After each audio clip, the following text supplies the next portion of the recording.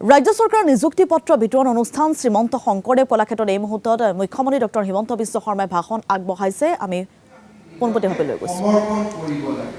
সহকাৰী অধ্যাপক পদত নিযুক্ত সকলেই হওক বা নিয়মীয়া শিক্ষকৰ পদত নিযুক্তি ল'বলৈ অহা সকলে হওক, আমি সকলোৱে আমাৰ দায়িত্ব পবিত্ৰতাৰে সৈতে যেতিয়া আমি পালন কৰিবলৈ আৰম্ভ কৰিম, তেতিয়াহে আমাৰ ৰাজ্যখনে এখন অগ্ৰগামী ৰাজ্যৰ মৰ্যাদা পাব পাৰিব।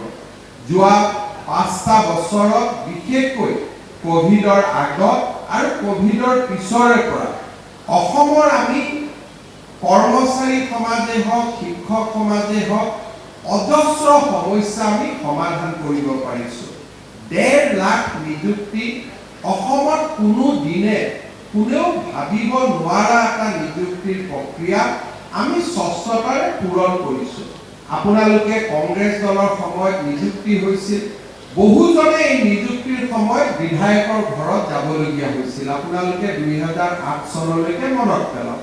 বহুজনে বিধায়কৰ লগত সম্পৰ্ক থকাৰ বাবে নিযুক্তি হৈছিল। বহুজনে এই নিযুক্তিৰ প্ৰক্ৰিয়াত বহু ব্যক্তিৰ ওচৰলৈ যাবলগীয়া হৈছিল, কাৰণ এই নিযুক্তি পোৱা শিক্ষকসকলক মই সন্মুখৰ পৰা আজি যোৱা ১৫টা বছৰ ২০টা বছৰ দেখি আহিছোঁ।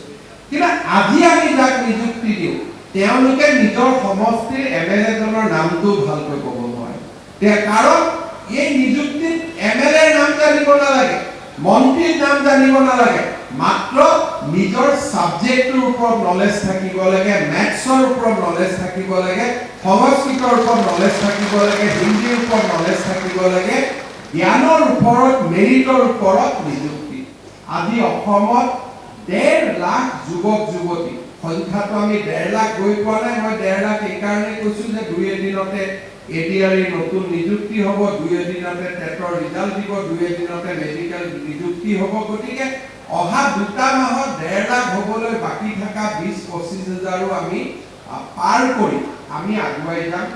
অসমত স্বাধীনতাৰ পিছত আগৰ কথাটো মই বাদেই দিছোঁ, কোনো পৰিৱেশতে কোনো কালে ইমান ডেকা ল'ৰাৰ নিযুক্তি আৰু এজনো মন্ত্ৰী বিধায়কৰ ঘৰত নোযোৱাকৈ এনে নিযুক্তি কেতিয়াও সম্ভৱ হোৱা নাছিল।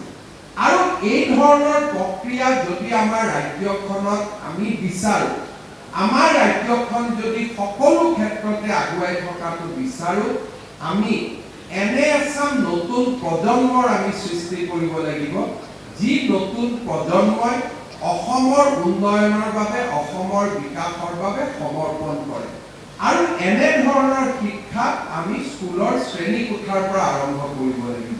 স্কুলৰ শ্ৰেণীকোঠাত যেতিয়া শিক্ষাই মানুহক নৈতিকতা শিকায়, শিক্ষাই যেতিয়া মানুহক জ্ঞান আৰু প্ৰজ্ঞাৰ পথলৈ আগুৱাই যাবলৈ প্ৰেৰণা দিয়ে, শিক্ষাই যেতিয়া মানুহক সংস্কৃতিৰ লগত পৰিচয় কৰাই দিয়ে, আৰু শিক্ষক শিক্ষয়িত্ৰীসকলে ছাত্ৰ ছাত্ৰীৰ উৎকৰ্ষতাৰ বাবে নিজকে যেতিয়া সমৰ্পণ কৰে, সেইখন সমাজৰ অগ্ৰগতি কোনেও ৰোধ কৰিব নোৱাৰে। কিন্তু যেতিয়া শিক্ষকসকল নিজে কম্প্ৰমাইজ হৈ যায়, শিক্ষাৰ পৰিৱৰ্তে আন ছাবজেক্টৰ ওপৰত বেছিকৈ তেওঁলোকে ৰুচি আৰম্ভ কৰে, শিক্ষাৰ পৰিৱৰ্তে যেতিয়া তেওঁলোকে আন কামত নিজক ব্যস্ত কৰি পেলায়, তেতিয়াই এখন সমাজৰ অৱক্ষয় আৰু এখন সমাজৰ অৱনতি আৰম্ভ হয়।